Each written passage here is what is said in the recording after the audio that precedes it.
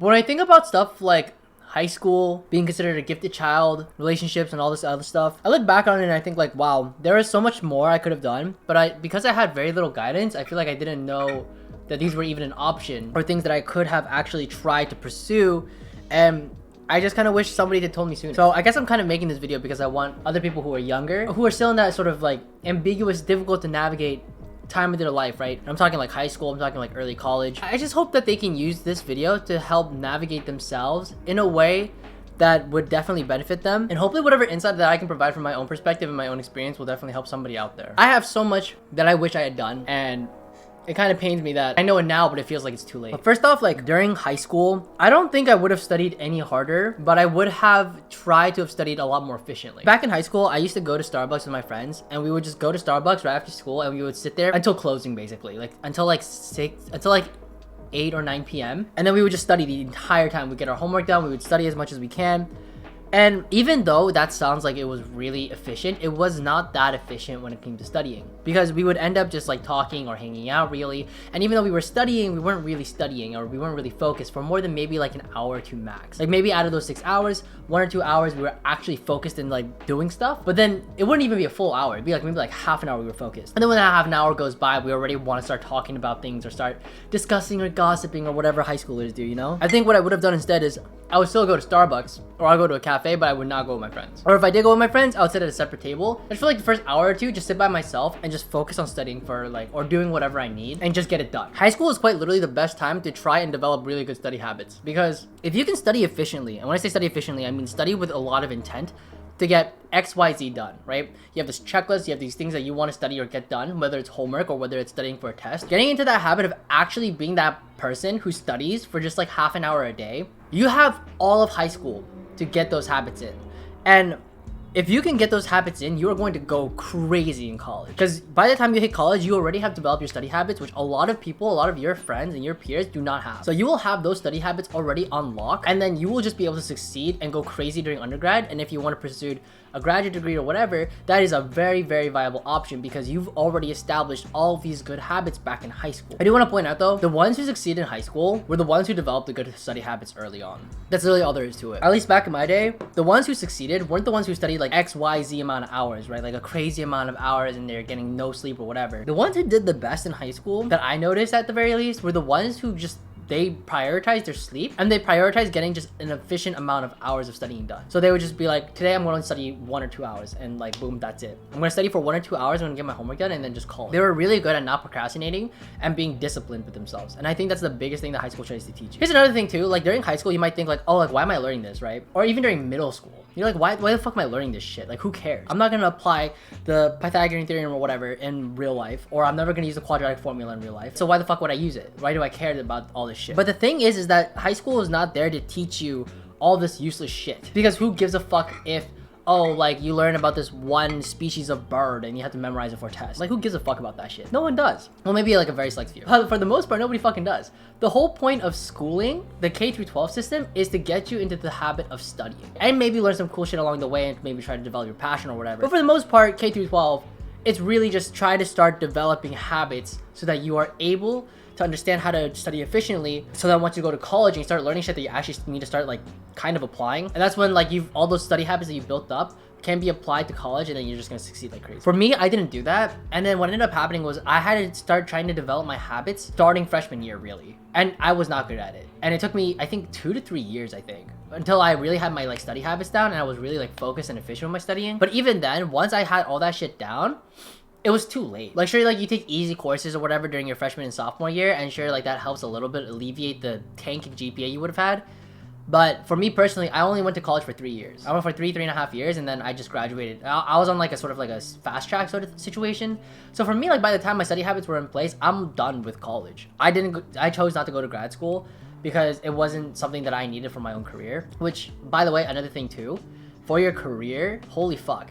If you don't know what to do, don't go to college. I'm not saying don't go ever. That's not what I mean. What I'm saying is take that gap year. The thing I hate the most about our current education system is that people are expecting 18-year-olds to know what type of a career that they want, so that they just immediately go into college and then try to pursue that career, when the reality is they probably have absolute zero fucking idea what they actually want to do. I would say like The vast majority of people have no idea what the fuck they want to do, especially right out of high school.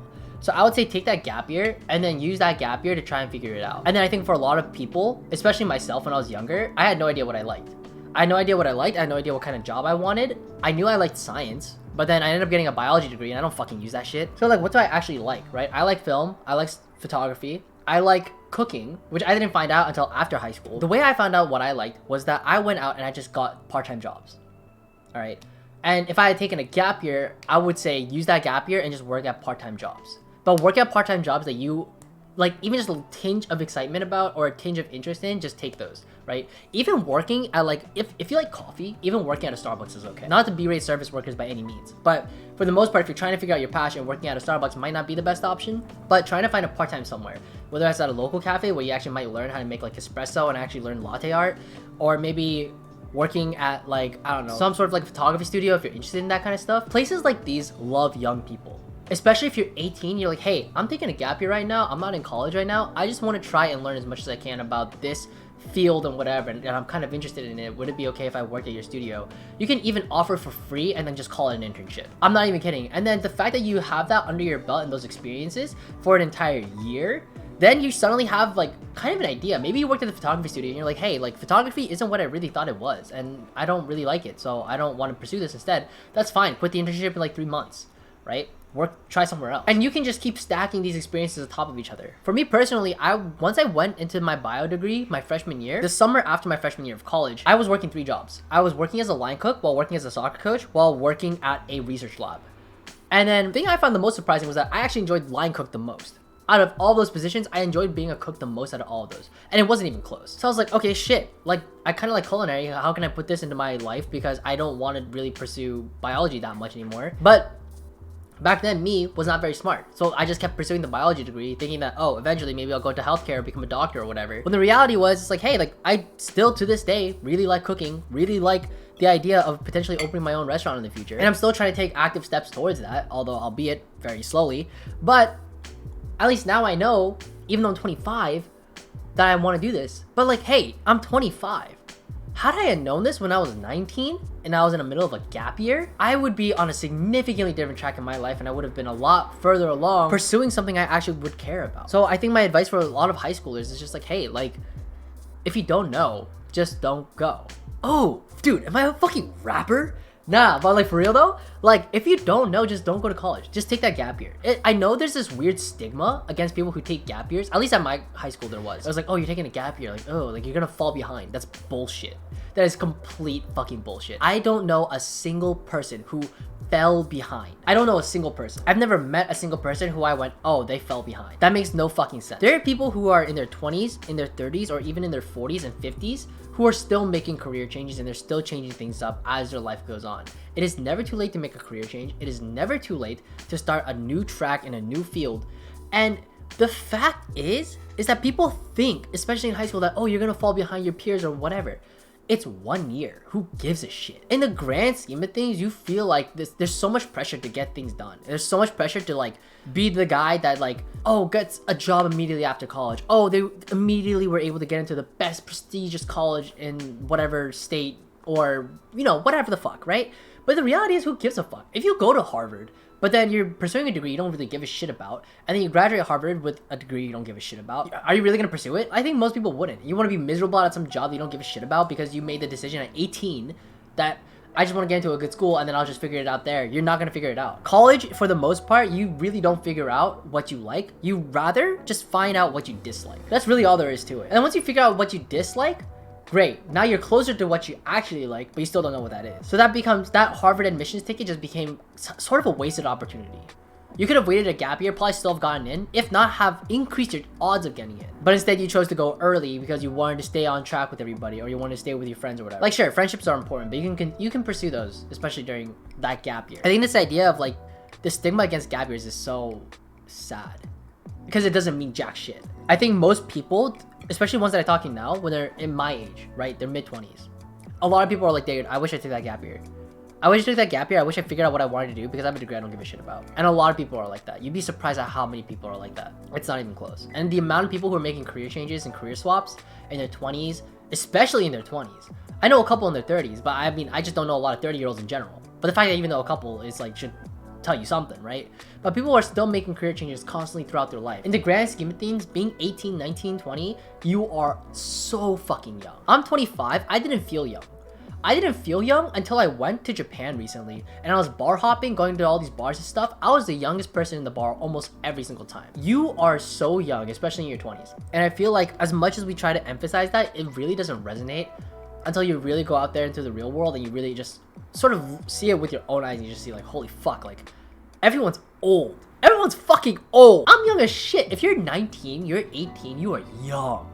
If you're 20, 21, 22, 23, 24, 25, 28, 29, you're still young.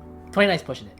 But like, you're still, no, I'm kidding. But you're still young. But you're still so young. There's so much more for life to offer. And I wish I had known that sooner. I think that's the biggest thing. That's the biggest thing I wish I had known sooner. Is that you are so young, you have so much time. 1 year sounds like it's a lot of time, it's really not. You are losing, quote unquote losing, 1 year to a gap year. And then you are just able to just figure out everything that you want to do and have a significantly better idea as to what you actually want to pursue. Compared to your peers, you are way ahead, if anything.